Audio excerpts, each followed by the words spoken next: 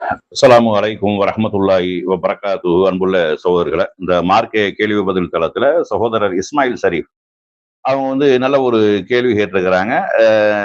ஷேக் அப்துல்லா ஜமாலி அவங்களோட பேசின ஒரு ஆடியோவையும் சகோதரர் பிஜே அவங்களுடைய ஒரு யூடியூப் லிங்கையும் போட்டிருக்கிறாங்க. இந்த ரெண்டு செய்தியும் முரண்பாடு மாதிரி தெரியுது, இதுல எது சரி அப்படிங்கிறத அவங்களுடைய கேள்வியா கேட்டிருக்கிறாங்க.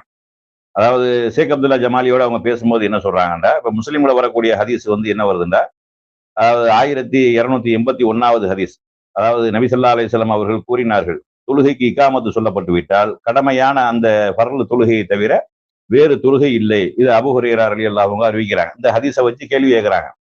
அவங்கள்ட்ட கேட்கணும், நேரத்தில் ஷேக் அப்துல்லா ஜமாலி என்ன சொல்றாங்கன்னா, அது நம்ம இகாமத்து சொல்ல முன்னாடி தொழுதுக்கு இருந்தோம்னா அது அதை குறிக்காது, இகாமத்து சொன்னதுக்கு அப்புறம் தான் அதை நம்ம தொழுக கூடாது அப்படிங்கிற ஒரு வாதத்தை வைக்கிறாங்க.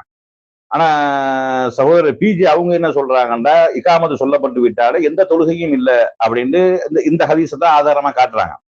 ஆனா இந்த ஹதீஸ் உண்மையில எதை சொல்லுது அப்படின்னு நம்ம பாக்குறதுக்கு முன்னாடி நாம மேல ஒரு ஹதீஸ் போட்டிருக்கிறோம். 1284வது சஹீஹ் முஸ்லிம்ல வரக்கூடிய செய்தி. அப்ப நபி ஸல்லல்லாஹு அலைஹி வஸல்லம் அவங்க இப்னு புஹைனா அப்துல்லா இப்னு மாலிக் ரலியல்லாஹு அவர்கள் கூறியதாவது, சுபுஹு தொழுகைக்கு இகாமத்து சொல்லப்பட்டது. அப்போது ஒரு மனிதர் சுபுஹுடைய முன் சுன்னத்தை என்ன செய்றாரு, தொழுது கொண்டிருப்பதை நபி ஸல்லல்லாஹு அலைஹி வஸல்லம் அவர்கள் கண்டார்கள். முஅத்தின் இகாமத்து சொல்லிக் கொண்டிருந்தார். அப்போது அல்லாஹ்வின் தூதர் அந்த மனிதரிடம், சுபுஹை 4 ரக்காத்துகளாக தொழ போகிறீர்களா என்று கேட்டார்கள். அப்ப அதை ரசூலுல்லாஹ் கண்டிக்கிறாங்க.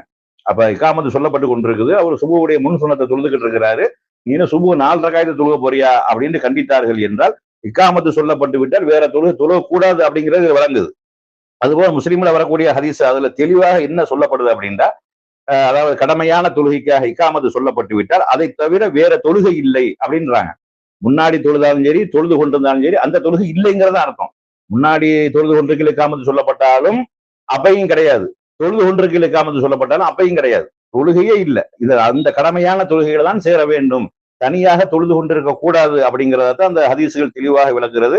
அதனால கடமையான தொழுகைக்கு இகாமத்து சொல்லப்பட்டால் வேறு எந்த ஒரு தொழுகையும் இல்லை, தொழுது கொண்டிருந்தாலும் அந்த தொழுகையை என்ன செஞ்சிடணும், அவர் நிப்பாட்டி விட்டு போய்விட வேண்டும். புதுசாக வரக்கூடியவர்களும் தொழக்கூடாது, தொழுதுகின்றவர்களும் அதை கண்டினியூ பண்ணக்கூடாது அப்படிங்கிறதா நம்ம மேல போட்டிருக்கக்கூடிய ஹதீசுகள்ல இருந்து விளங்கக்கூடிய விஷயமாக இருக்கிறது.